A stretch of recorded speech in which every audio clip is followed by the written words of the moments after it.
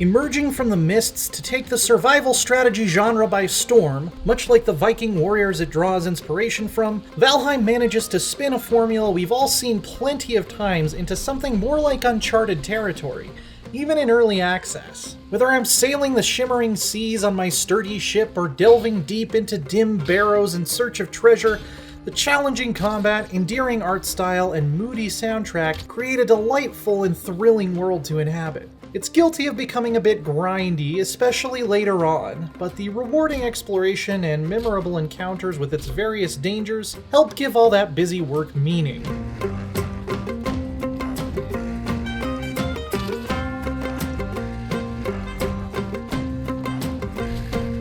Since even before Minecraft, we've done this opening routine countless times. By yourself or with up to 9 friends, you cut down trees, you kill some animals, you make new tools so you can cut down trees and kill animals better. This makes it tricky at first to tease out why Valheim works so well and stands out so much from the dozens of other games like it. It's a lot of little subtle things, and a few not so subtle. The art and world design are definitely near the top of that list. It has a deliberately lo-fi look with pixelated textures and not a lot of polygons to go around. But even so, it's a truly beautiful game. Every creature, sunbeam, and forested hillside is filled with a sort of fairy tale ambiance that made me want to get lost in its procedurally generated regions. And there's a lot to get lost in, from peaceful meadows to spooky monster-infested woods to snowy mountains. Every time I generated a new map, it impressed me with its scale and how it looked like it could have been handmade. Because of the naturalistic Northern European feel, it comes across as very cohesive and authentic.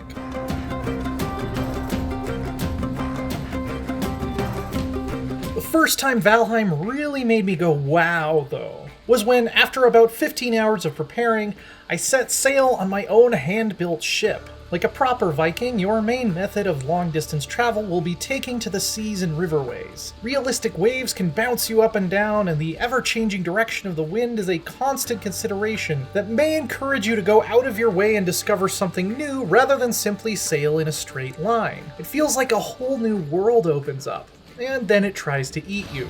Valheim's larger monsters are very well designed in their simplicity. My first time encountering a troll was a memorable and terrifying experience. Some of my most exciting adventures arose simply from trying to figure out how to get from A to B without being smashed into jam. And once my skill and gear progressed enough to take them on, I loved the feeling of having moved up the food chain.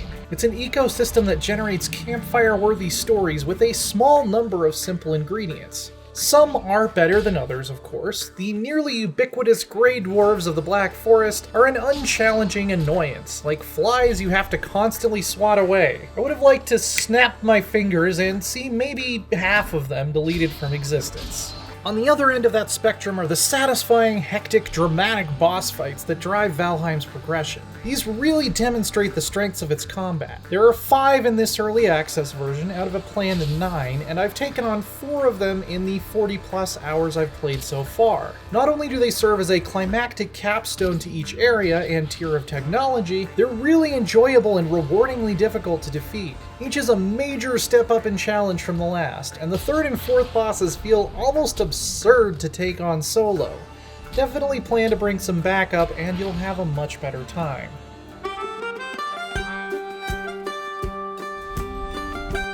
As with most survival crafting games, Valheim can get a bit grindy.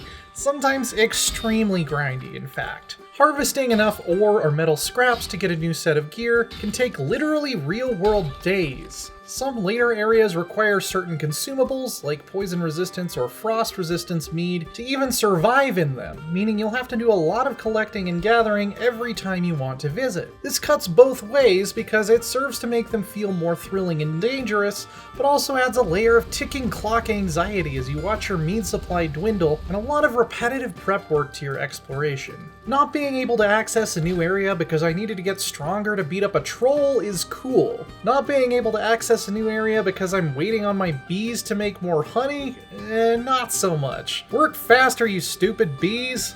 I really like the way other consumables tie into progression though. While you can skill up in different weapons and abilities like running and swimming, your health and stamina meters are completely tied to what's in your belly. This means that leveling up mostly involves finding new ingredients and learning new recipes, so you're always as well fed as you can be. Valheim also wants you to eat a balanced diet. You can benefit from up to 3 types of food at any time, but stacking more than one of the same thing gives you no benefit. This is really one of Valheim's most clever little tricks for making your character feel more alive and connected to the world.